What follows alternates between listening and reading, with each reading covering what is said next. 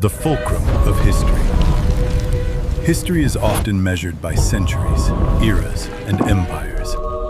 But what if I told you that the entire destiny of the human race, past, present, and future, hinged on just 7 days? 1 week in early spring, 1 city on a hill, 1 man who claimed to be the Son of God. This is the story of Holy Week. It is a journey from the heights of royal celebration to the depths of public execution, ending in an event so explosive it didn't just change the calendar. It changed the very nature of life and death. Every prophecy before it pointed to these moments. Every soul after it has been touched by its ripples. Today, we go beyond the surface. We are stepping into the dust, the blood, and the glory of the passion of Jesus Christ. The mission and the miracle at Bethany. For 3 years, a carpenter from Nazareth named Jesus had turned the world upside down. He didn't lead an army, he led a movement of the heart. From the hills of Galilee to the dusty roads of Perea, he spoke of a kingdom not of this world. He healed the blind, touched the lepers, and offered hope to the outcasts. But as he turned his face toward Jerusalem, the atmosphere shifted. It became heavy, dangerous. The tipping point happened in a small village called Bethany. Jesus' dear friend Lazarus had died. By the time Jesus arrived, Lazarus had been in the tomb for 4 days. The stench of death was present. But Jesus stood before the cave and shouted 2 words that defied biology. "Lazarus, come out!" John 11:43-44. When he had said these things, he cried out with a loud voice, "Lazarus, come out!" The man who had died came out, his hands and feet bound with linen strips. This wasn't just a miracle. It was a declaration of war against the grave. News of a man being raised from the dead spread like wildfire through the streets of Jerusalem. For the religious elite, the Sanhedrin, this was the final straw. High priest Caiaphas looked at his colleagues and realized their power was slipping. They feared a Roman crackdown if the masses followed this king. Their conclusion was cold and calculated. Jesus had to die.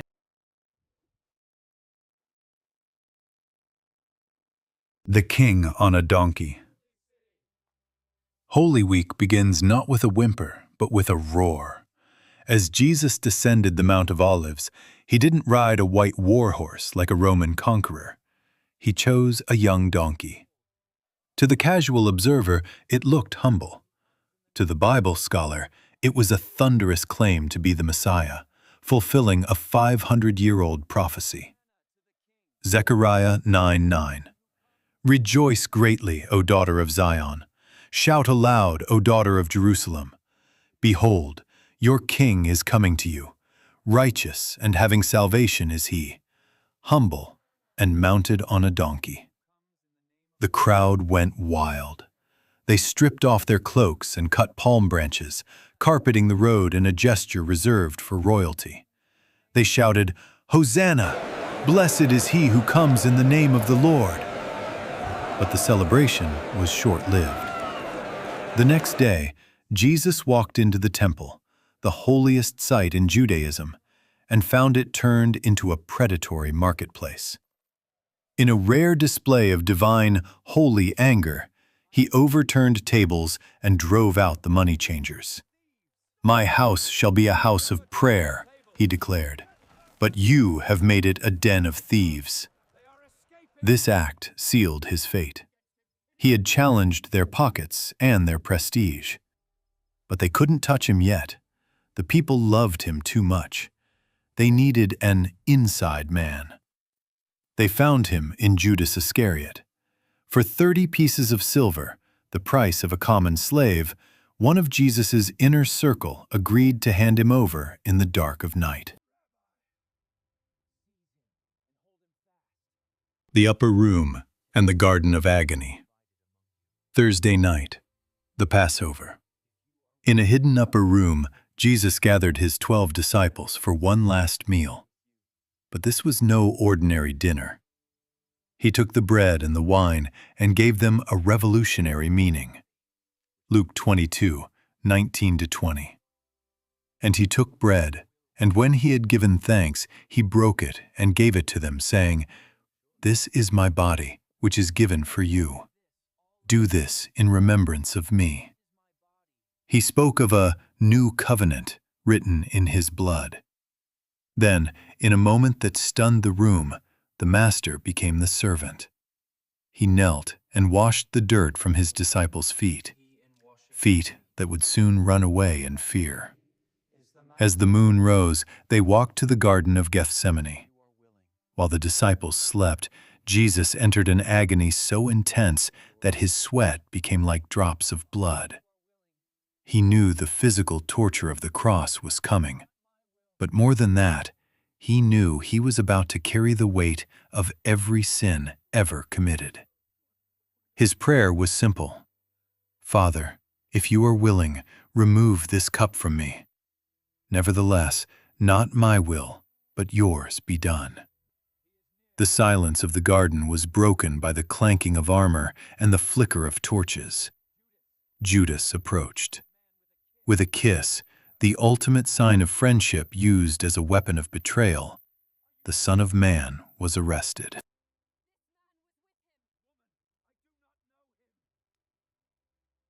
The trials of the innocent.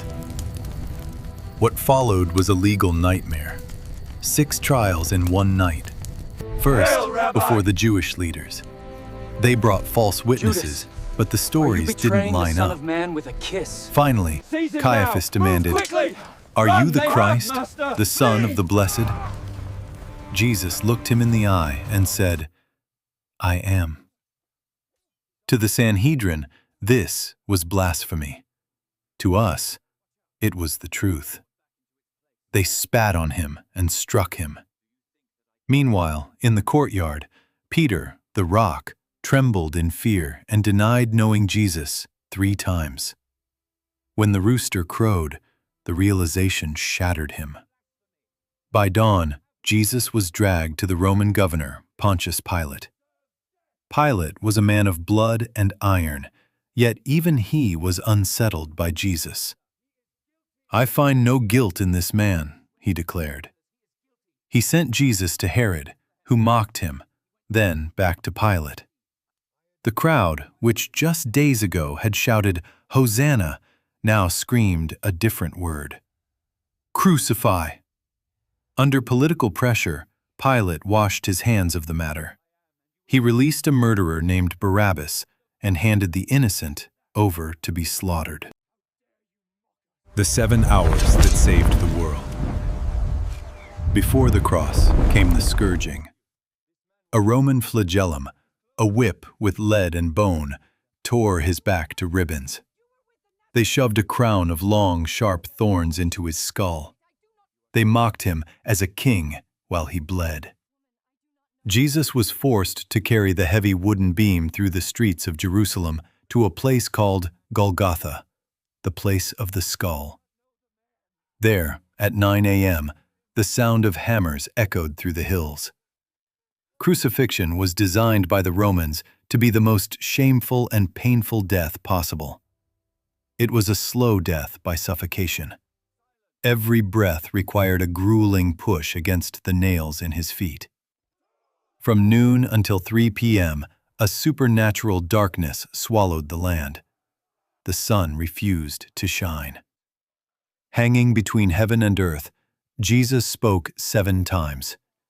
He prayed for his executioners. "Father, forgive them." He promised paradise to a thief. And finally, with a loud cry of victory, he shouted, "It is finished." Matthew 27:51. And behold, the curtain of the temple was torn in 2 from top to bottom, and the earth shook and the rocks were split. The barrier between God and man was ripped apart. The debt was paid.